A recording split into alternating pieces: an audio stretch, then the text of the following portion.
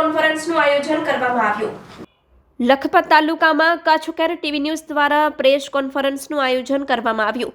Buffalo focus નામની ચેપી રોગ થાય તે માટે પશુ ચિકિત્સા અધિકારી અધ્યક્ષસ્થાને પ્રેસ કોન્ફરન્સ બોલાવવામાં આવી છે, જેમાં મામલતદાર સાહેબ શ્રી એ ડોડિયા સાહેબ દયા પર, પશુ આરોગ્ય અધિકારી સાહેબ શ્રી ડોક્ટર હરેશભાઈ તેમજ ડોક્ટર દર્શનભાઈ તેમજ માહી ડેરીમાંથી ડોક્ટર સાહેબ તેમજ તેમની ટીમ તેમજ છેર ગામના સરપંચ હાજી ઇમાઇલ તેમજ લખપત તાલુકાના પશુધારકો હાજર રહ્યા હતા।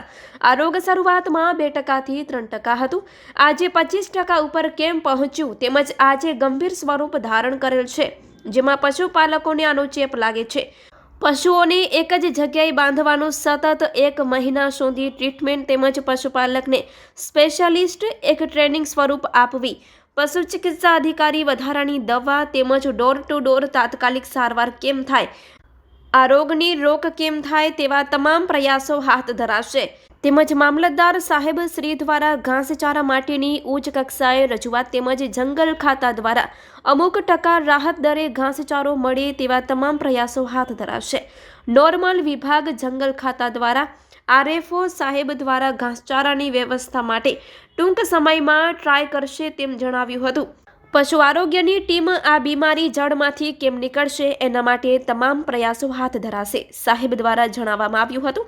માહી દૂધ ડેરી ટીમ દ્વારા તમામ જગ્યાઓ કેમ્પનું આયોજન કરી તમામ પશુપાલકોને આ રોગ વિશે માહિતગાર કરવા, આનો કેમ રોક થાય તેવા તમામ પ્રયાસો કરવામાં આવશે। બાકી તમામ અધિકારીઓ સાહેબ શ્રી પોતપોતાનું મંતવ્ય તેમજ પોતાના દ્વારા થતી તમામ કામગીરી કરવા સંમતિ આપી હતી। Report by Adam Notiyar, Kutch care news bureau chief, Lakhpat taluka. તાલુકામાં તમે જવાબદાર છો, બરાબર? તમે જવાબદાર છો તાલુકામાં, બરાબર? પણ હું એ કહેવા માંગુ છું કે આખા તાલુકામાં ટીમ જાય, ડૉક્ટર જાય ભેગો, બધી જગ્યાએ ગામો ગામ, નાનકા ગામ છે, ગરીબ માણસો છે, બિચારા દવા લઈ નથી શકતા, બરાબર? અહીંયા મુફત મળે છે એ સારો માટે, પણ કદાચ અચાનક પ્રાઇવેટ માંગવું પડે, બરાબર? એ તમે માંગણી કરો સરકાર સાહેબને, ત્યાં કલેક્ટર સાહેબ, ડેપ્યુટી કલેક્ટર સાહેબ બધા કને માંગણી કરો કે ભાઈ આવી રીતે છે અમારા તાલુકામાં, બધી બીજા તાલુકામાં, પહેલાં આપણા તાલુકો, બરાબર?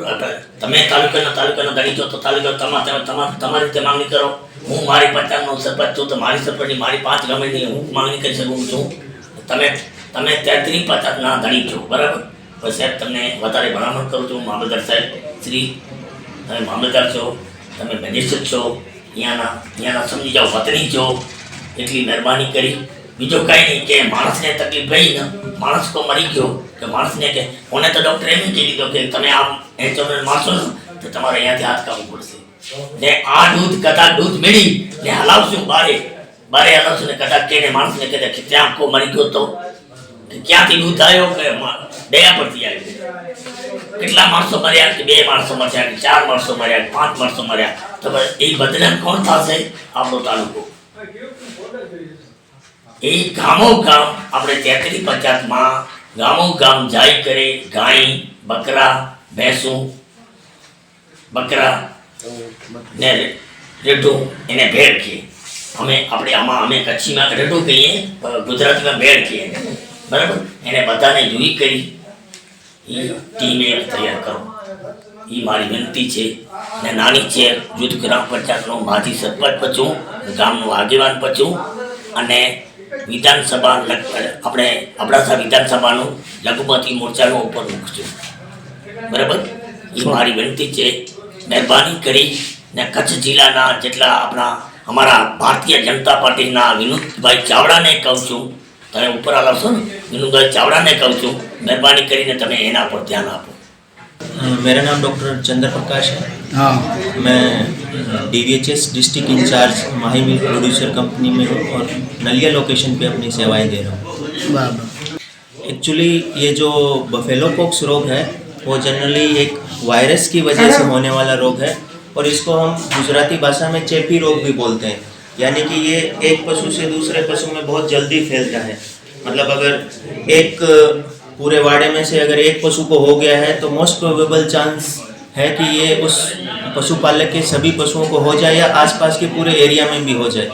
तो अनफॉर्चुनेटली ये जो रोग है इसकी शुरुआत अपने लखपत तालुका में हुई है तो जैसे ही हमें पता चला कि भाई लखपत तालुका में ऐसे कोई डिजीज़ का आउटब्रेक हुआ है, तो उसके लिए हमने जो अपने डेयरी की तरफ से जो वेटनरी डॉक्टर्स की टीम है, उसमें जो एआई ऑफिसर्स थे उनको बीएमसी स्टाफ के साथ मिलके लोगों के लिए एक अवेयरनेस मीटिंग का ऑर्गेनाइज किया अलग अलग गाँव में, हमारे जो एमपीपी लेवल्स होते हैं उनमें। इसके साथ साथ जो अफेक्टेड एनिमल्स थे उनका भी ट्रीटमेंट उनके साथ में किया कि भाई वो रोग, हालांकि एक वायरस रोग है, इसका अभी तक कोई वैक्सीन आए ऐसा कुछ हुआ नहीं है। सबसे ज़्यादा जो काम करने वाली चीज़ है वो यही है कि हम कितना अवेयर हैं उस रोग के लिए। तो लोगों में उस रोग के प्रति जो अवेयरनेस आए उसके लिए जो हमारा मेन टारगेट था वो ये था। इसके साथ साथ जो पशुओं में ट्रीटमेंट के एस्पेक्ट से अगर रोग में अगर सीवियर कोई सेकेंडरी बैक्टीरियल इन्फेक्शन हो गया है या उस रोग की वजह से मैस्टाइटिस के जैसे केस आ गए हैं, तो उनका हमने ट्रीटमेंट का भी काम किया है।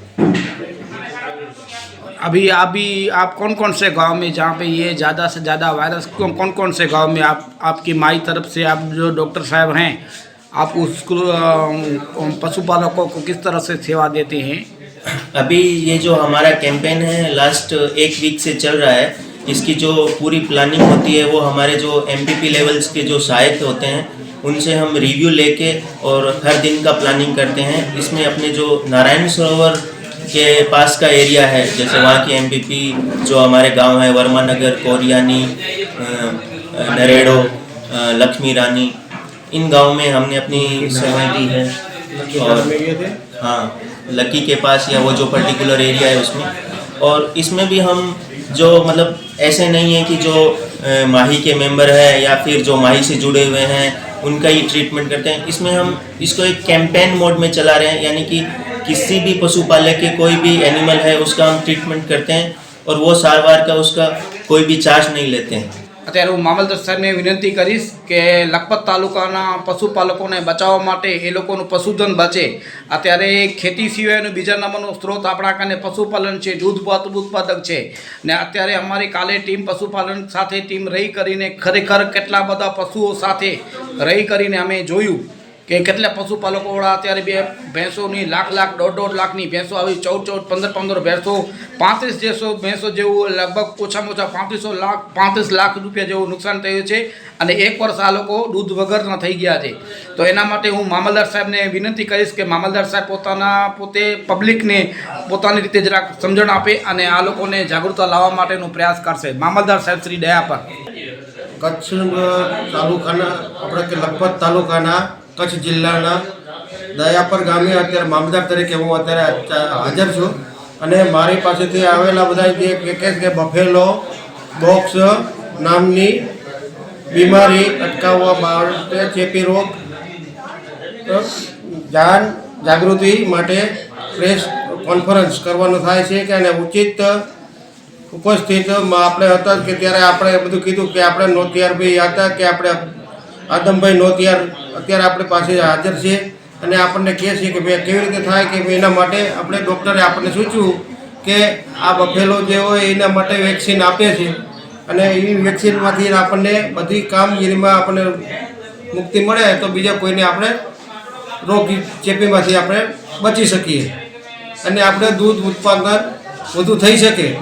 એ માટે થઈને આપણે કે આ પાડી 15 વર્ષની કે 15 માસની કે એવું કે 1 વર્ષની હોય તો પછી એના માટે કે આપણે વેક્સિન આપણે દેવી પડે અને 16 મહિનાની ઉંમરને વેતન આવી જાય તો પછી આપણે કહેવું પડે કે આ બધું થાય છે કે 20 ને 21 મહિનાની ઉંમરે વતન આશરે 225 કિલો થાય છે।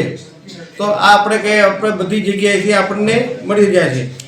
સાહેબ આમાં બીજું એ છે કે અત્યારે આ જે બીમારી છે બફેલો ફોક્સ નામની બીમારી છે એને કમસે કમ આ બીમારીમાંથી આ જડમાંથી એને કાઢવા માટે કમસે કમ આ પશુધન છે એને લગભગ 1 મહિના સુધી આ લોકોનો ડોઝ આપવો પડે છે અને આ પશુધન એને માણસો અડે તો પણ સમજી લો ને એને ચેપ લાગુ પડે છે। અત્યારે અમે કાલે અમારી સાથે પશુપાલકની ટીમ હતી અને એમના ઘરના કેટલા સભ્યોને પણ આ ચેપ લાગી ચૂક્યો છે। એમના હાથના નિશાન આ બધું ફૂટેજ અમે આ કાલે બધું લઈ આવ્યા છીએ. અને અત્યારે આ ભેંસ છે ખરેખર આગળ નીકળે અત્યારે તો આ ભેંસ છે એને કોઈ ખ્યાલ ન હોય. અત્યારે બાજુમાં કોઈ તળાવ છે, એ તળાવની અંદર આ બીમાર ભેંસ બેસશે તો બીજીને અન્ય બે બીમારો ભેંસો છે એને પણ આ રોગ લાગુ પડે છે. તો આના માટે ખરેખર આ અહીંયા જે માતાના મઢના આજુબાજુના જે પણ માલધારીઓ હતા એ માલધારીઓને એમ કહેવું છે કે આ સાહેબશ્રીને અમારા વતી રિક્વેસ્ટ કરજો કે અમને ખરેખર 1 મહિનો આવડી બધી ભેંસોને ખવડાવવા પીવડાવવા માટે એક જગ્યા ઉપર અમે બધું એને ખવડાવવું પડશે. એના માટે જંગલ ખાતા છે કે અન્ય કોઈ પણ જ્યાં જગ્યા ઘાસચારો અમને રાત દરે મળે એના માટે સાહેબશ્રી આપ એના માટે જરાક કાંઈ વાતચીત કરો કે એમનું ઘાસચારાનું કાંઈ નિકાલ થાય. તેમજ 196 ટીમ આપણે અહીંયા મોકલેલ હતી અને એ ટીમ અહીંયા 5, 6 અને 7 તારીખે આવી ત્યારે આપણે આખા લખપત તાલુકાના ટોટલ 89 ગામને કવર કરેલ છે. જ્યાં ટ્રીટમેન્ટ જરૂર હતી ત્યાં ટ્રીટમેન્ટ કરેલ છે અને જ્યાં ટ્રીટમેન્ટ જેમાં રોગ નથી આવ્યો તો એ રોગમાં એને રોગ ન ફેલાય માટે આપણે જનજાગૃતિ અભિયાન પણ ત્યાં કરેલ છે સરકાર દ્વારા. ઓકે સાહેબ, થેન્ક યુ, આભાર સાહેબ. આવી રીતે કામ કરતા રહેજો ને આ આપણે ઘણી બધી બીમારીઓ આવી, રોગચાળો ઘણો બધો આવ્યો અને આપણે લખપત તાલુકામાંથી તમામ અધિકારીઓ સાથે રહી કરીને જળમાંથી આપણે એને કાઢ્યો છે. ને ખરેખર આ જે બફેલા ફોક્સ નામની જે બીમારી છે એને પણ તમારા સાથ સહકાર અને આપણા બધાના સૌનું સાથ સહકારથી એને જળમુક્તમાંથી કરશું. Report by Adam Notiyar, Kutch care, bureau chief, Lakhpat તાલુકા.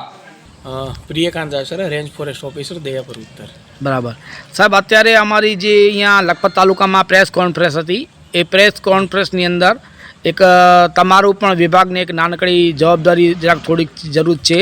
કારણ કે અત્યારે આ જે વાયરસ નીકળ્યો છે બફેલો ફોક્સ નામની આ બીમારી છે એ બીમારીની અંદર આ લોકોને ગાયોને 1 મહિના સુધી એક જગ્યા ઉપર બાંધવું પડે છે સાહેબ.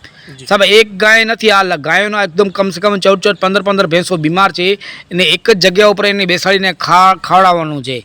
અત્યારે આ લોકો પશુપાલક તો પડી ભાંગી ગયા સાહેબ, કારણ કે હવે એ લોકોની બહુ જ આર્થિક જેની પરિસ્થિતિ નબળી ગઈ છે. તમારી પાસે એક અમે મોટી આશા રાખી સાથે આવ્યા છીએ કે તમારી પાસે કદાચ ઘાસચારાની વ્યવસ્થા થાય તો આ લોકોને રાત દરે જે ગાયો ભેંસો બીમાર છે તેના માટે કાંઈ વ્યવસ્થા થાય તો એ વ્યવસ્થા માટે તમે શું કહો છો સાહેબ?